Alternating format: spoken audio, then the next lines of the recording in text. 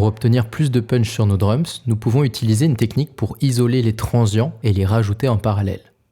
Les transients, ou transitoires en français, correspondent aux premières millisecondes d'un son, c'est-à-dire à l'attaque de ce son. Sur les sons de percussion, les transients sont essentiels car ils donnent l'impact des drums, en particulier sur les aigus. L'idée de cette technique est donc d'isoler les transients et de les rajouter en plus de notre piste d'origine et ainsi obtenir plus de punch sur nos drums. Avant cela, écoutons la boucle sur laquelle nous allons travailler.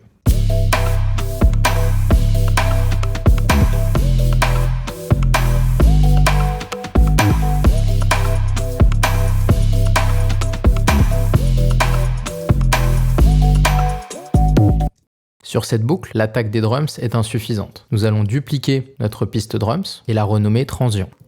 Nous allons ensuite utiliser l'enveloppe follower d'Ableton que nous allons glisser sur notre piste transient et également un utility.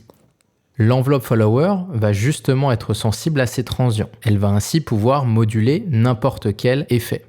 Ici, nous allons moduler le gain de manière à augmenter le volume du gain quand le transient arrive, mais fermer le volume de gain quand le transient disparaît. Pour cela, nous allons mapper le gain à l'enveloppe follower. Écoutons les résultats obtenus sur notre piste transient.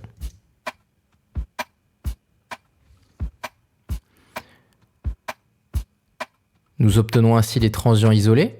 Nous pouvons augmenter le volume de ces derniers en boostant le gain de l'enveloppe.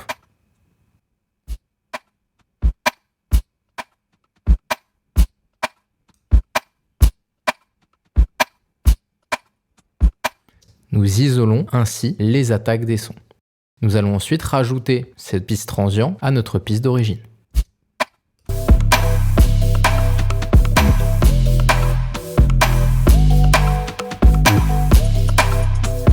Sans.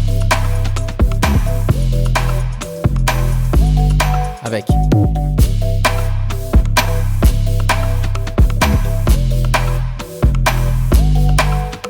L'attaque des drums est beaucoup plus marquée et nous permet ainsi d'obtenir un son plus professionnel.